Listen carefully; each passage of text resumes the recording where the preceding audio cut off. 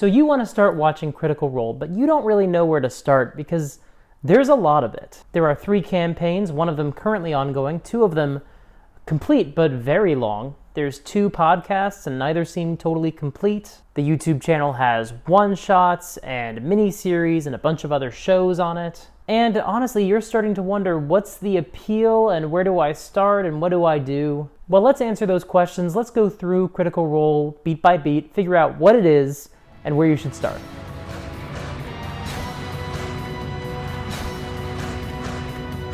First of all, what we now know as Critical Role started as a home game played by some voice actors. Matthew Mercer, Liam O'Brien, Laura Bailey, Taliesin Jaffe, Ashley Johnson, Sam Riegel, Marisha Ray, Travis Willingham, and Orion Akaba. More on him later. It started as a home game for Liam's birthday, but quickly became an ongoing campaign. For those curious, I believe it started in 4th edition D&D, quickly moved to Pathfinder because that was a more popular edition at the time. If you don't know what any of that means, don't worry about it.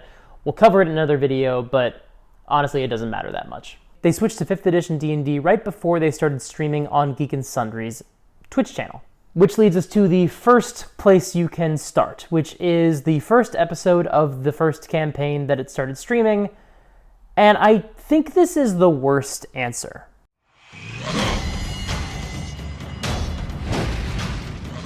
You can start here. You totally can. It's where most of us started. I just think it's actually a pretty bad place to start. First of all, we start in the middle of the action. They did not create new characters, they did not start a new story, or really even a new story arc. The plot hook for the story they're going on clearly happened at home. Whoever gave them the mission, that happened in a home game. Now, we can write this off as they didn't know it was going to be successful, and that's fine, but I still think that holds a lot of people back from starting at episode 1. Now, they obviously realize that this is going to be a bit daunting for new audiences, especially since there are 8 player characters, and all of this backstory, both from before they started playing together, of their characters' backstories and what they'd been through. So they put together these character backstory videos narrated by each of the players in character, describing their perspective on what they'd been through. These are a ton of fun, although unfortunately nobody thought, hey, we should be careful about what images we use because we don't have the rights to use some of them. So they used not only art of their own characters that they had commissioned, but art from 4th edition, 5th edition, third party, Pathfinder. They used whatever art they felt fit the video. That would have been fine if this was purely for their own home game. But it wasn't, and they didn't really think people would be watching or paying attention, so they didn't think it was a big deal, but it turns out the show took off, it became a pretty big deal, and people did eventually realize what they had done and come and say, hey, please don't do this. So now when you watch those early episodes, all of that is blurred. These 15-minute character intros are fuzzy, and you don't get the same effect. Which is actually one of the only selling points I have for the podcast version, because in podcast form, that first episode is just 15 minutes of character introductions. And that's fine, because it doesn't happen at the beginning of every episode now. It's only for that one episode, and you don't need to have any visuals because it's a podcast. This will be the last nice thing I will say about the Geek and Sundry version of the Critical Role podcast. Now, if you really do want to start with Campaign 1, the Vox Machina story, Episode 1, I actually recommend you find a video they released around episode 30-ish, because it's going to be kind of important.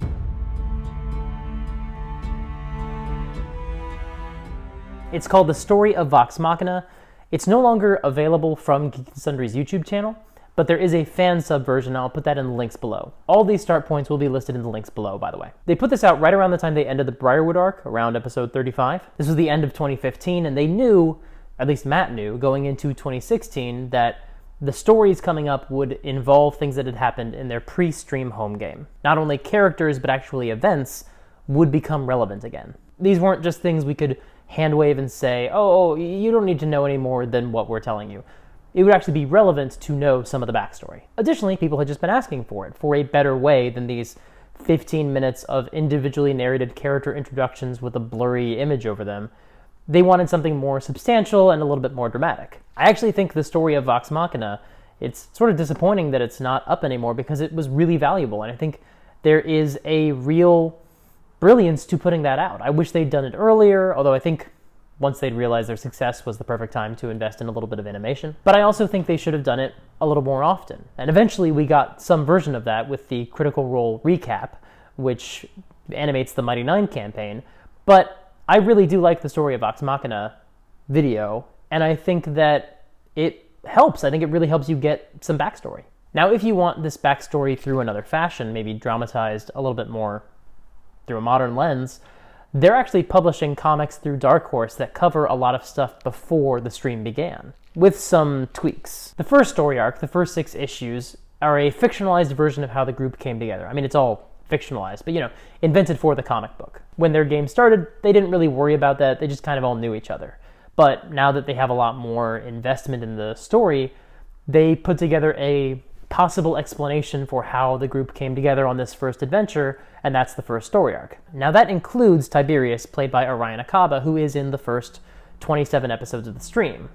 He does not continue with the group, so once they moved on and started doing more parts of the backstory, Tiberius quickly leaves, and we just remove him from the narrative. So technically these aren't 100% canonical with what happened leading up to the stream, but they are the accepted narrative because we are more or less writing Tiberius out. We'll come back to the Tiberius problem. So if you're going to start with the beginning of Vox Machina, I actually recommend you start with this video, which came out a little later, and then jump in to the first episode. If you want to start with episode 1, which you might not want to for a few reasons.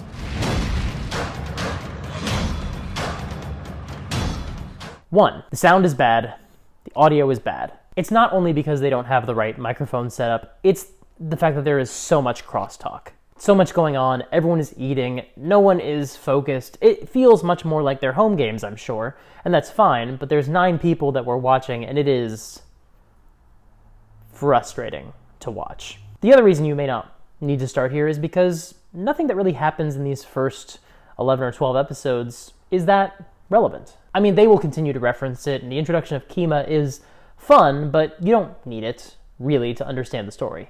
The first story arc that they go on is about 13 episodes, and it features them going into the Underdark, which they do not own. It's a Wizards of the Coast thing, fighting mind flayers and other monsters, all these things that they don't have the rights to portray in other ways. Now, that's not a problem. We don't blur out the games by any means, but it just means we're not going to see that adapted. This is not a story that's going to show up in the comics, and it's certainly not going to show up in the animation because they just jumped over it. And again, this is where there is the most difficulty with the most number of players there at any given time, the most crosstalk, the worst audio. You can pretty much skip this story arc. Is the show bad when you start here? No, not at all.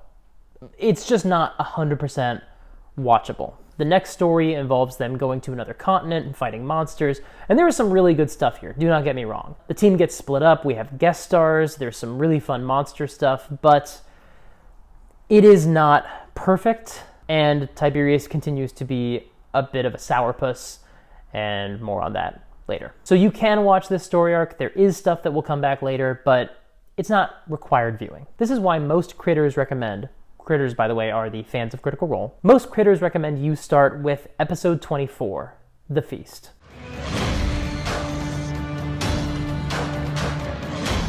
This is, incidentally, pretty close to where the new cartoon starts, because it's where the stream got really, really good. Now, you can totally start here, but just know that the next 3 episodes are some of the worst for Tiberius. He is at his most frustrating, his most difficult. He is a problem player by this point in the stream, which is why he leaves after episode 27, and shortly thereafter it is revealed that Orion Akaba has left the cast and has left the show. There are other reasons for this, and we will talk about them, but for now, all you need to know is that you can start with episode 24. There is some more Tiberius during that period, and it's kind of the worst of the Tiberius run. Episode 28, the Sun Tree, mercifully he is gone. And to be honest, by this point, the show has pretty much figured out most of its technical issues. There's still some growth that happens over the course of that first campaign. The goal of that first campaign is really making it as watchable as possible, and it takes a while for us to get there. The removal of Tiberius does help because that reduces the amount of crosstalk quite a bit. The microphones get better as the show becomes more successful. Now, at this point, you can kind of jump in anywhere in Campaign 1, although that's a lot. I will totally acknowledge that is a lot of story. So if you want to skip Campaign 1, you can. I personally love Campaign 1. It's my favorite of the campaigns so far, although I am greatly enjoying Campaign 3, but Campaign 1 is a huge time commitment. And additionally, the beginning is very rocky. Now you might be tempted to say, well, I can just listen to it as a podcast. And yes, you can. However, the Critical Role Podcast, brought to you by Geek and Sundry, with special permission from Vox Machina. if you're going to listen to it as a podcast, I would say listen to that beginning backstory episode that I mentioned, the character intros narrated by the cast as their characters. That is a lot of fun.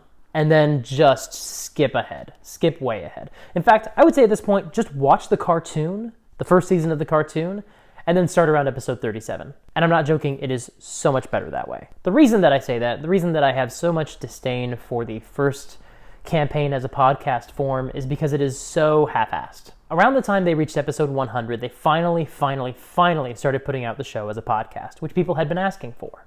And they really half-assed it. And I think this is more a Geek and Sundry problem, but I think it is telling that there was not a lot of investment in making the podcast good. They just wanted to have a version of it that was a podcast. Something you need to know about the way the show is formatted is that at the beginning there's anywhere from 5 to 10 to 15 minutes of introduction and lead-up before you get to whatever the theme song is for that campaign. You know, there's just a lot to catch up on, a lot of announcements, and they want to get it all out of the way up front. That is up to you if that's something that bothers you. It doesn't bother me, but I get it if that's something that people bounce off of. And for the podcast, they omit all of that, which is, in theory, smart. In fact, in some cases, I'd say it's necessary. This is where they put all their sponsored ads, and they did not make any deal to have these sponsors also advertised a year or two later on a podcast. So yeah, cut that stuff out. Makes perfect sense. Except episode 1 of the campaign, they cut out everything before the introductions, which includes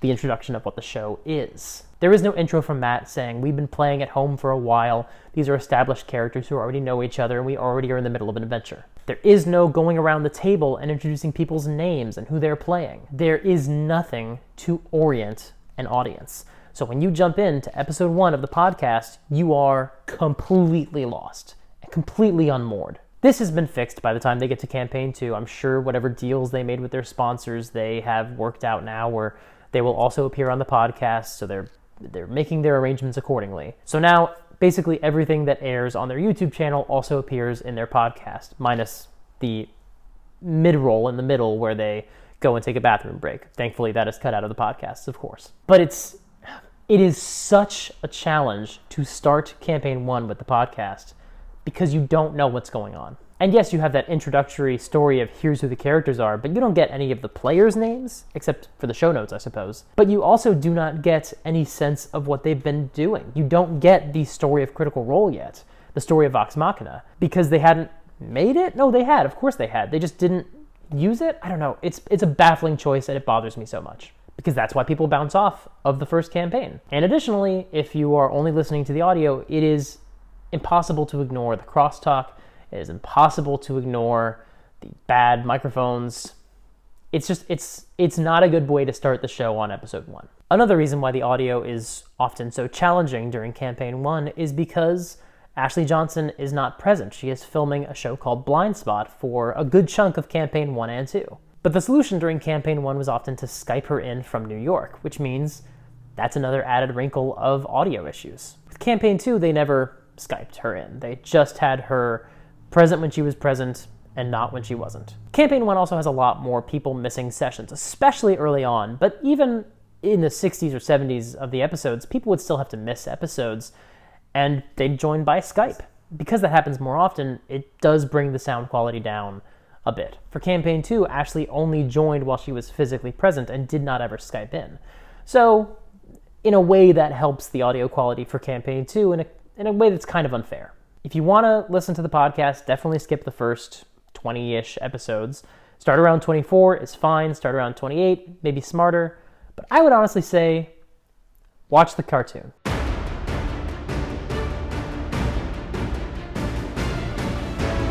There is a cartoon on Amazon Prime called The Legend of Vox Machina, and it's good. It's genuinely good. Like, I'm a critter, I'm a fan of the show, but I am also someone who has been thinking for a decade about what you might do if you were going to do an animated version of a D&D story. How would you do that? And they did a really good job of it. It doesn't cut away to the players, but it does feel like the energy of a D&D game. It is a very faithful interpretation of their story. It skips over the first two story arcs and jumps in with the Briarwood Arc around episode 24.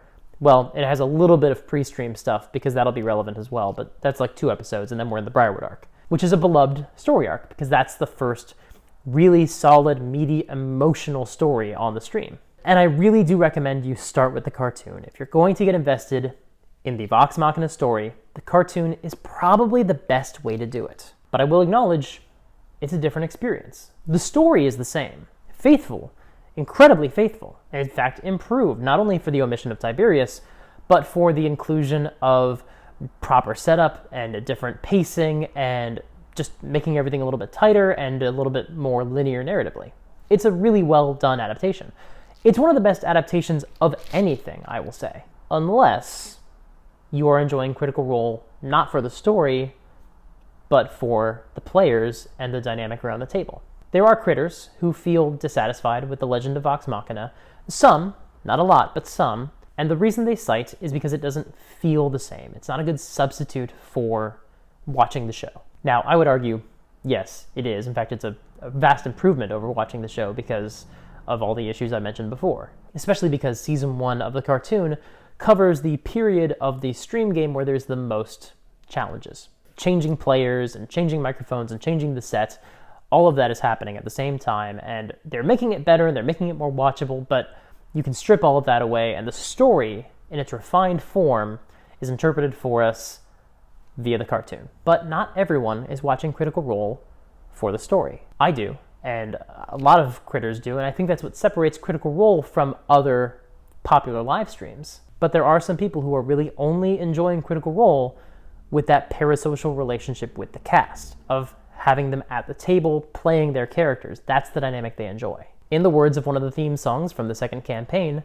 they are your nerdy best friends. So yes, I understand why for those critters, the cartoon is not the substitute, because I suspect they enjoy more the dynamic of the players and the fun at the table and having Matt be a part of that than the way the story plays out necessarily. I don't happen to agree, but if that is how you feel, then yes, you may want to muscle through some of those tougher episodes and start around episode 24 and enjoy that story arc. That is ultimately up to you. I cannot make that decision for you.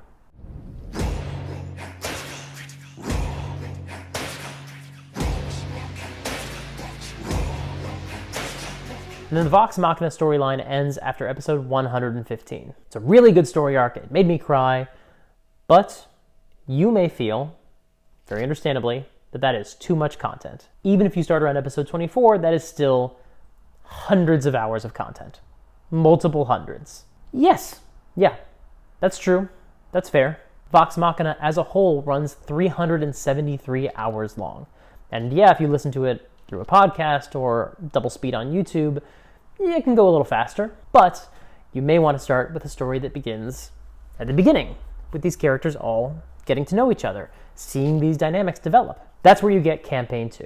Campaign 2, aka the Mighty Nein campaign, ran for 141 episodes, which, yes, is 530 hours of content. It's good, though. It is actually really good. I personally have my own quibbles, but we'll deal with those in another video. All you need to know is it's really well done. If the mission statement while they were making Campaign 1 was, is this watchable? Which, yes, people were watching, but they wanted to make it as watchable as possible and really reduce the barrier to entry. I think Campaign 2's big question became, are we responsible? Part of that includes better representation, both in the NPCs that Matt creates, in the player characters that the players create, and in the guest stars they have. You don't have as many white guy guest stars in Campaign 2. Not none, but barely any. There are some caveats in this issue of responsibility, especially with the fact that Marisha plays a character who is essentially of a different race than her, something that eventually became something that became a little bit more discussed in the D&D community, but that is a choice that was made that I don't think they would recreate. Additionally, that issue of responsibility also goes to being responsible for their own content and being responsible for their own company. So partway through campaign 2, they left Geek and Sundry. They started their own channel, they started their own business, they started making their own content, and now they are responsible, for good and for ill, for whatever happens under their banner. No longer are they at the whims of when Geek and Sundry wants to hide content behind a paywall on Alpha, which is a whole thing that happened. They could make deals to publish books with Wizards of the Coast, which they did during campaign 2. They published The Explorer's Guide to Wildmount, a very popular RPG book for your Dungeons & Dragons games put out by the folks who make Dungeons & Dragons. And you can totally just jump into episode 2 and enjoy it as its own. There will be references to campaign 1, including some spoilers. So if you ever have an intention of enjoying campaign 1, I recommend holding off on campaign 2. But this is a really good starting point, and this is also where the podcast gets good and listenable and enjoyable. What a novel concept that was. It is still split over 2 feeds, I believe, but there's a link in the doobly-doo below to where you can find all those early episodes. Everything is still available, it just isn't all in the Critical Role feed until episode 19. Again, for campaign 2, Ashley Johnson does miss a lot of games. It's deliberately designed as a part of her character, though, and finally by the end of the series, she is done with the Blind Spot show, and she can just join full-time, just in time for a lockdown of COVID and missing a bunch of games, because they all missed a bunch of games because they didn't play games for a couple of months. But she's back full-time, and that is a vast improvement in the future of Critical Role.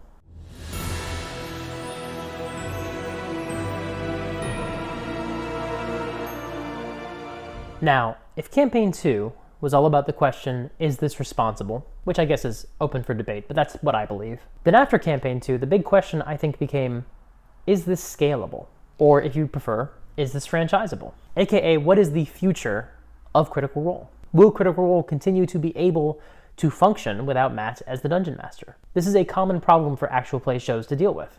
I think the Adventure Zone suffers from it pretty strongly because there was a real pushback against anything except for that first campaign, especially anything not run by Griffin. For lots of reasons, some valid and some not, but we're not really talking about the Adventure Zone today. This brings us to Exandria Unlimited, an 8-part miniseries that ran during the summer of 2021, run by Abria Iyengar and not Matthew Mercer. The cast brings in 4 people of color because Critical Role didn't really have any on screen, which is a valuable choice, I think. There are 3 cast members of Exandria Unlimited who are main series cast. That's Matthew Mercer, because of course we want to see him as a player since we only ever get to see him as a DM except in one-shots. Ashley Johnson, because she had missed so many games, it really only seems fair to have her in this miniseries. And Liam O'Brien, because, as someone put it on Twitter, he'll be damned if someone gets to play D&D without him present.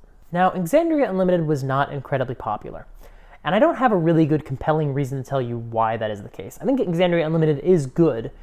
It is different. The tone of it is different, the style is different. That could potentially be what some people are bouncing off of. It could be the parasocial dynamic from before.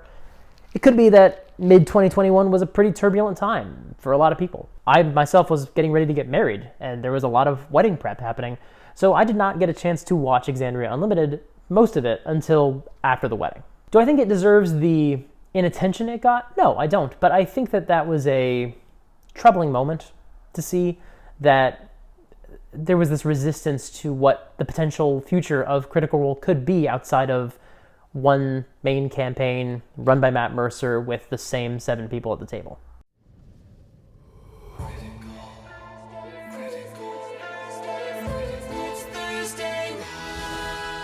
Thankfully, Campaign 3 does address this a little bit. They bring in Robbie Daymond as his character from Exandria Unlimited, and he's there as a guest star, and he's great. He's wonderful. He should be a main cast member. But they are trying to figure out, I believe, what they're going to do about the future of Critical Role. So you could totally start with Exandria Unlimited. And while I don't think that would be an accurate representation of what the show is like, it would still be a fun adventure. Or you can just start with Campaign 3, but I will acknowledge that Campaign 3 relies a lot on knowledge of Campaign 1. It's not dependent on it. You can totally understand what's going on without that. but there are some things that are very deliberate references to Campaign 1. I suspect this is because they are making a cartoon about Campaign 1 that was coming out at the same time, and either this was on their mind, because they were recording lines from that campaign, or they wanted some business synergy.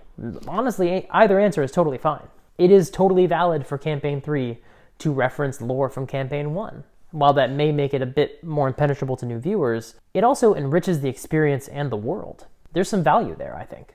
So is there a right answer on how to catch up with Critical Role? That's up to you. It's up to what you're looking for from the experience. If you just want the story, then you can just enjoy the cartoon or the comic books and then jump in around episode 37 of Campaign 1, or even skip all of that and just jump into Campaign 2. You could even just skip to Campaign 3 because it's a great place to start. It totally is. Now here's the other question. Can you catch up with all of Critical Role? I don't know. I mean, yes, you can. Should you? I don't know. That's up to you. You can totally watch everything they've produced. I've watched just about everything they've made, except for a couple of one-shots based on video games I don't care about, and the Wendy's one-shot that doesn't exist. But my goal here is not to say what you should or shouldn't do, simply to give you the options to avail yourself of. It also depends on why you want to watch Critical Role. Do you just want to be part of the conversation? You can probably get away with watching the show, reading recaps of it, or watching the Critical Role recaps they do for Campaign 2. Or there are channels that just post clips of the shows. And there are animatics. There are wonderful animatics put together by fans. In fact, that is how I think Critical Role started their journey to eventually having animated content of their own, leading to an Amazon Prime show. It was just through fan animations. But these are just my suggestions on some places you can start watching Critical Role. I hope you've enjoyed this. I'm going to have a lot more Critical Role related content coming out shortly. I have a lot of thoughts and a lot to say. If you liked this video, please subscribe and hit the like button and leave a comment and let me know how you started with Critical Role or where you plan to start, or if you have questions, I'm happy to answer them there. Thank you so much for watching. Play fair and have fun.